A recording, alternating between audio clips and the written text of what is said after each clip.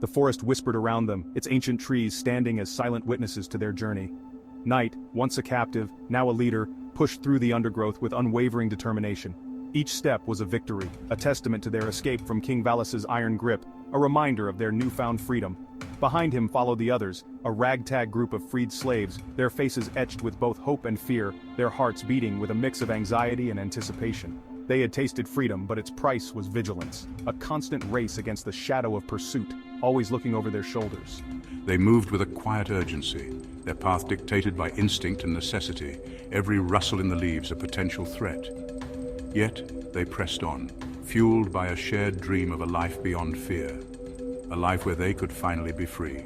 Their journey was far from over, but with each passing mile, the shackles of their past loosened their hold, and the promise of a brighter future grew stronger in their hearts.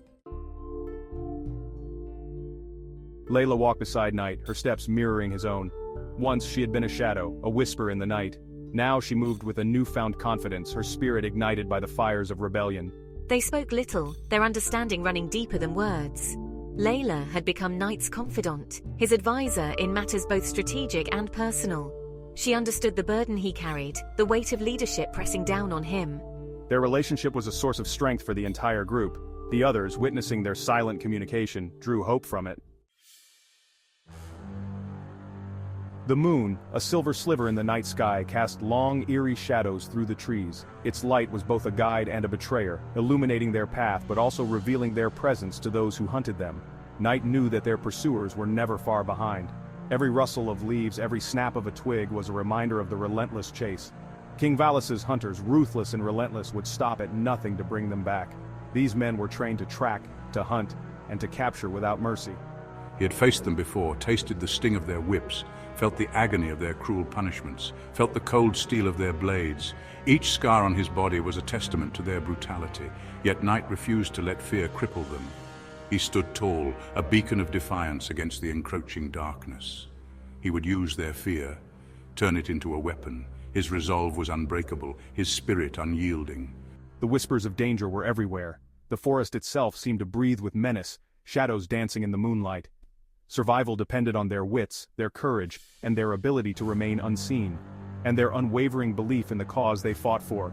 Each step they took was a step towards freedom, towards a future where they could live without fear. The road snaked ahead, a dusty ribbon winding its way through the heart of the enemy's territory.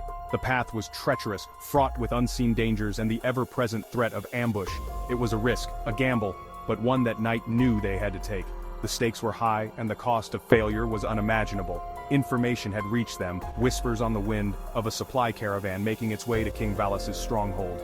This was their opportunity, a chance to strike a blow against their oppressors. We know the risks, the potential cost of failure. But we also know the rewards, the chance to turn the tide in our favor. But fortune favors the bold. We must seize this moment, for it may never come again.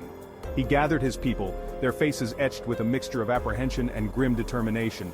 Each one knew the gravity of the mission ahead. They were warriors now, forged in the fires of adversity. Their resolve had been tested, and they had emerged stronger. This was their chance to strike back, to make their presence known. They had trained for this moment, and now it was time to act. The time for fighting had come.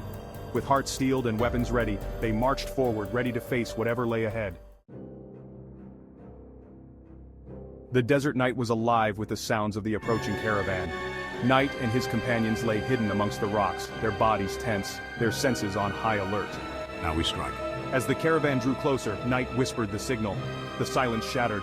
Layla, a wraith-like figure, darted out from the shadows, her blade flashing in the moonlight. She moved with lethal grace, her attacks swift and precise, disabling the lead guards before they could raise an alarm.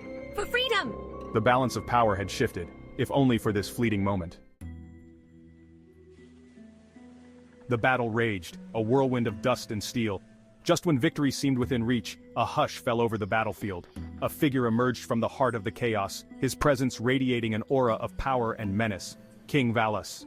So this is the monster we've heard so much about.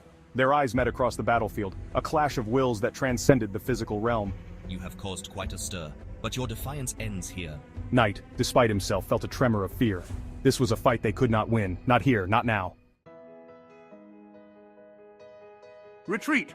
Night roared, his voice barely audible above the din. They melted back into the darkness, the desert sands swallowing them whole. Valis watched them go, a hint of amusement flickering behind his mask. Night led his people through the labyrinthine canyons, their pursuers hot on their trail. They had looked into the eyes of their oppressor and lived to tell the tale.